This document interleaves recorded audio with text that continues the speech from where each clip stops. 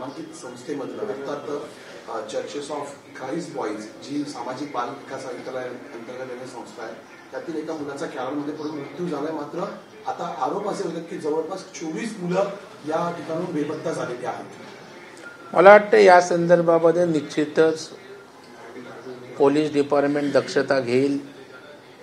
अर्थात स्थानिक पोलिसांनी यामध्ये लक्ष घालून तपासणी सुरूही केली असेल. आणि आपण जे सांगताय त्या अनुषंगाने मी राज्य सरकारशी, गृह खात्याशी बोलून सखोल चौकशी करत नेमकं काय आहे ती सत्यस्थिती समोर त्या ठिकाणी आपण आणूया. भाऊ, छगन भुजबळ यांनी असं म्हटलेलं आहे की एकनाथ शिंदे जे आहेत ते ज्युनियर होते. ते त्याच्यावरती म्हटले की त्या काही दिवसापूर्वी संजय राऊत असं म्हटले होते की महाविकास आघाडीचं सरकार स्थापन जेव्हा झालं तेव्हा उद्धव ठाकरे एकनाथ शिंदेना मुख्यमंत्री बनवायला तयार होते, परंतु राष्ट्रवादीकडून तेव्हा विरोध होता. राजकारणामध्ये किंवा कुठल्याही क्षेत्रामध्ये ज्युनियर सिनियर हा विषय नसतो. तुमचं कर्तृत्व, तुमची काम करण्याची क्षमता आणि तुमचा आवाका त्या ठिकाणी पाहिला जातो. आता एकनाथ शिंदे ज्युनियर होते तर आदित्य ठाकरे मंत्री बनायला काय फार ज्येष्ठ झाले होते का? खडसे साहेब त्या ठिकाणी विरोधी पक्षनेते असताना देवेंद्र फडणवीस साहेब राज्याचे मुख्यमंत्री झाले. ते ज्युनियर होते, पण त्यांनी आपल्या कर्तृत्वानं त्या ठिकाणी आपली क्षमता सिद्ध केली. आणि तसं पाहिलं तर शिंदे साहेबांना ज्युनियर म्हणण्याचं कारण नाही. त्यांनी नगरसेवक असेल, अगदी शाखा प्रमुखांपासून त्यांचा प्रवास आहे. महापालिकेमध्ये सभागृह नेते, अनेक वर्ष आमदार, मंत्री म्हणून त्यांना निश्चितच त्या ठिकाणी कामाचा अनुभव आहे. आणि त्याच्यामुळे अशा प्रकारे ज्युनियर आणि सिनियर हा त्या ठिकाणी वाद निर्माण करणं त्या ठिकाणी उचित नाही.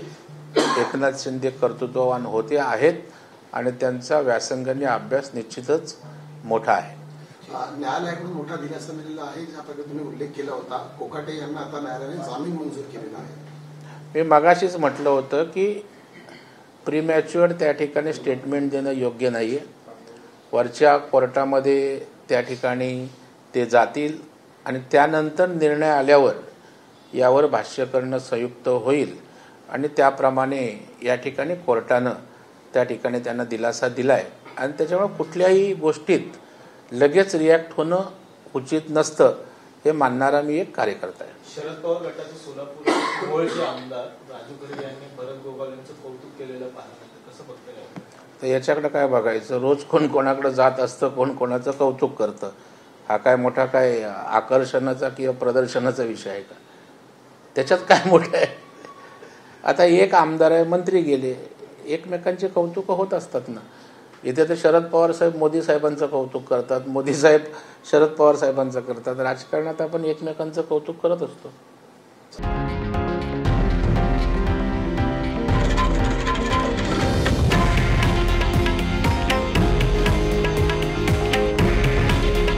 हे आहे देशातील नंबर 1 न्यूज नेटवर्क आणि आपण पाहत आहात TV9 मराठी.